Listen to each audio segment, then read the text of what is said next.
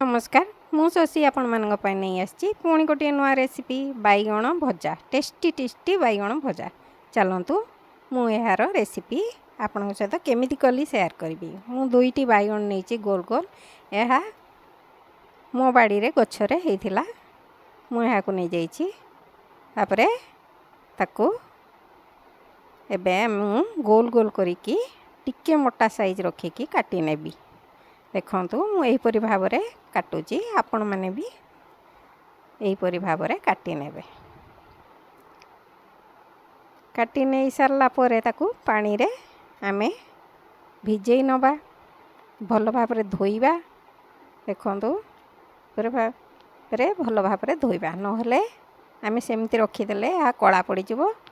तो भल भाबरे धोइकी गोटे जगह को आमे छाणी नबा ने काढ़ी दबा तापरे गोटिए आउ गोटिए जगह नहीं सेथिरे आमे एही बैगण गुड़िक रखिबा देखंतु ए सब बैगण गुड़िक आमे सेथिरे रखिदेबा रखिला परे मु सेथिरे 3 चामच बेसन आउ 2 चामच कॉर्नफ्लोर पाउडर देइछि आपण कॉर्नफ्लोर पाउडर चाहिए अवॉइड करि परिबे स्किप करि परिबे बेसन खाली देई परिबे देला परे हम सेथिरे एबे लूण स्वाद अनुसार देबी देखंतु तापरे जीरा पाउडर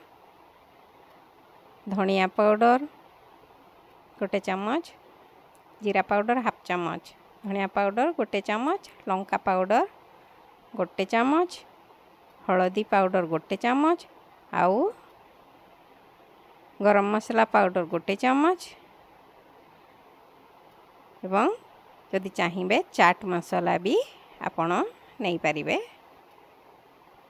मु तो नहीं किंतु आपण चाहिए नहीं पारिबे नेला परे भल भाबरे आमे ताकू आगे गोळेई नबा देखंतु एही परि भाबरे तापरे अल्प अल्प पानी देकी गोळेबा बेसी पानी एकाथरे दबानी एना पानिया ही जिवो तो आमे अल्प अल्प पानी देकी जेमिति बैगण उपरे कोटिंग हेई जिवो सेही परि भाबरे गोळेई नबा ए देखंतु ए हमरो बैगण उपरे कोटिंग हेई जाईची एबे आमे ताकू कोन करिबा ना 15-20 मिनिट पई रेस्ट देई दबा हमरो 15-20 मिनिट हे गलानी एबे गोटे पैन बसैबा पैन रे ऑयल दे दबा गोटे चामच मस्टर्ड ऑयल बेसी हमरो ऑयल भी एथिरे लागिबोनी मस्टर्ड ऑयल देला परे तेल जेतेबेले गरम हे जिवो गरम हे गला परे एही बैगण गुडी को आमे गोटे गोटे करिकी सेथिरे देई दबा ए देखंतु एही परि भाबरे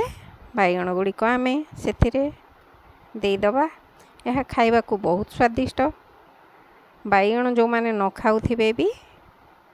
से माने भी खाइबे रेसिपीटी जदि भल लगे निश्चय लाइक सब्सक्राइब करिवे टिके एबे घोड़ेई नबा सिझिबा पई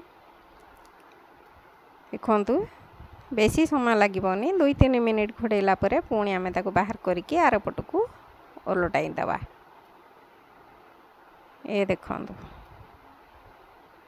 यह ऊपरू क्रिस्पी आउ भीतरू बहुत नरम होई थाए बहुत कष्ट रे वीडियो बनाउची आपण मानकु शायद भल लागुनी सेथि पई लाइक कमेंट किछि भी करू नांती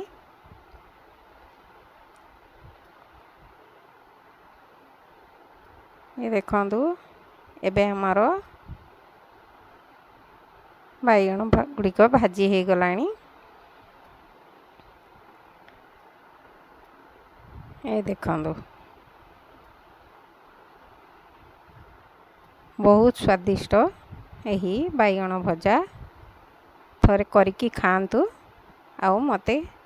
भी कहतु छुरी देकी मुझे देखी दूची सब बैगण गुड़िक देखंतु सिझी जाइए एबे हमरो बैगण भजा रेडी हो गलानी एबे आमे एहाकू बाहर करी नबा गोटे प्लेट रे। ये देखो सबू बाहर कला परे मु आपनकू देखाऊँगी। जदि रेसिपीटी भल लगी निश्चय लाइक सब्सक्राइब करिवे। जदि कहीं न्यू थिबे निश्चय सब्सक्राइब करने सहित बेल आइकन भी प्रेस करनेबे। लाइक कमेंट शेयर निश्चय करिवे। Thank you for watching. जय जगन्नाथ। देखंतु आमे सर्व पाई रेडी। Thank you.